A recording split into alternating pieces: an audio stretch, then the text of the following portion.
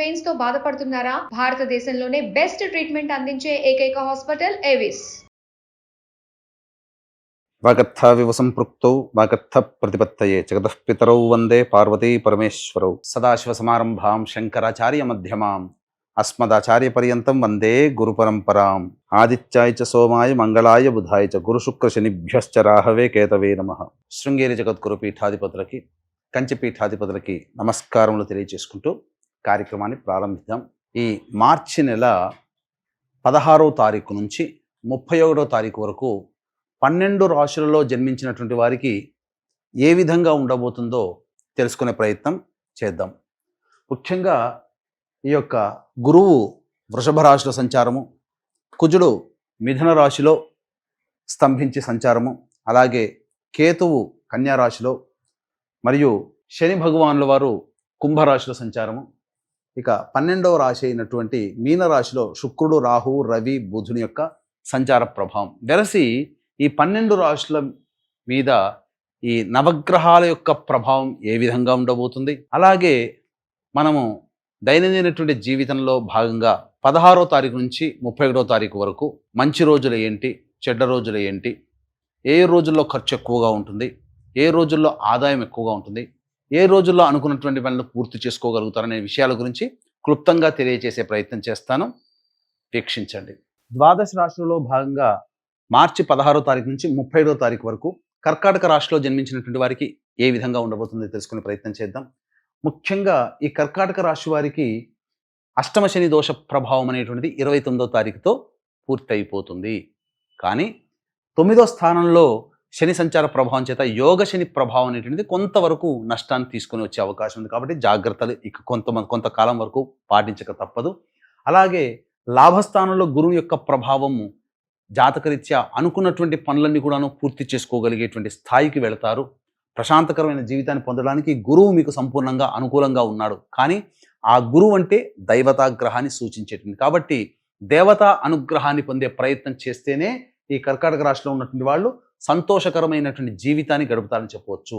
12వ స్థానంలో కుజుడు స్తంభించి ఉన్నటువంటి ఈ కారణం చేత ప్రధానంగా ఈ కర్కాటక రాశిలో జన్మించినటువంటి వారికి అనవసరమైనటువంటి ఖర్చులు పెరుగుతాయి, భయాందోళనలు ఎక్కువగా ఉంటాయి. ఏదో జరగబోతుంది, ఏదో అవుతుందనేటువంటి ఒక భయమే తప్ప ఏమీ జరగదు. కానీ అనవసరమైనటువంటి భయాందోళనకి గురవ్వడము, ఖర్చులు అధికంగా ఉండడము, అనవసరమైనటువంటి ప్రయాణాలు ఎక్కువగా ఈ యొక్క కర్కాటక రాశిలో జన్మించినటువంటి వారు 16వ తారీఖు నుంచి 31వ తారీఖు వరకు తరచుగా చేస్తారు. వృధా ఖర్చులు పెరుగుతాయి, జాగ్రత్తలు పాటించండి. అష్టమ శని ప్రభావం 29వ తారీఖు రాత్రి వరకు ఉన్నప్పటికీ శని మార్పు అనేటువంటిది కొంతవరకు యోగాన్ని కలగచేస్తుంది.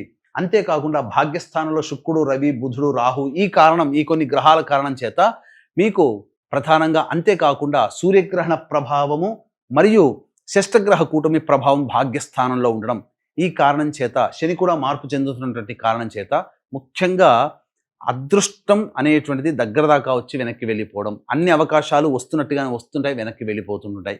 ముఖ్యంగా తండ్రి గారి ఆరోగ్యం పట్ల శ్రద్ధ వహించాల్సినటువంటి పరిస్థితి.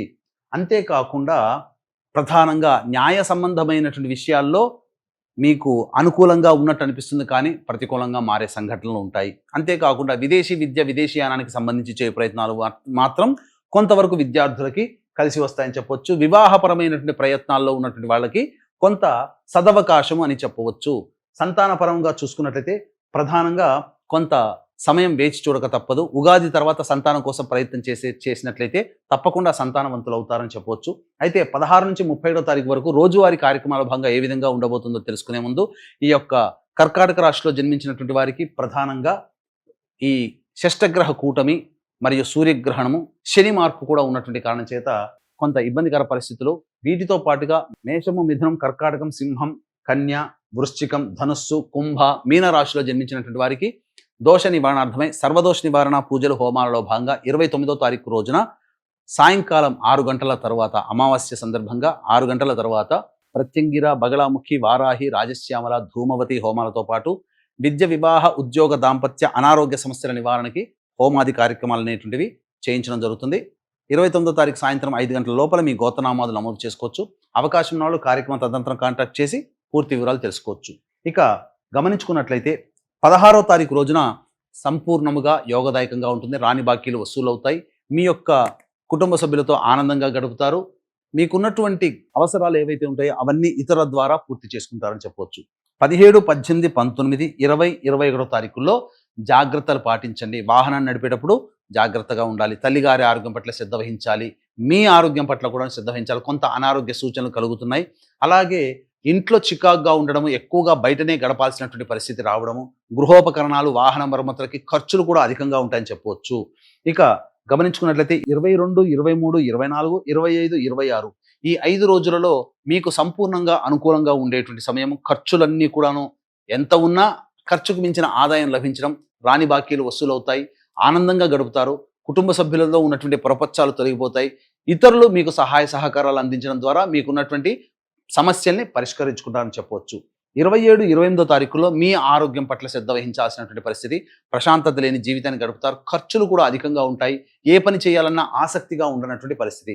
29, 30 తారీఖులో కనుక చూసుకున్నట్లయితే సంతానం మూలకంగా ఖర్చులు, సమస్యలు పెరుగుతాయి. సంతానంతో విభేదాలు పెరుగుతాయి. కాబట్టి లౌక్యంతో వ్యవహరించండి. ఏది ఏమైనప్పటికీ సంతానం గురించి ఎక్కువగా విచారిస్తారు.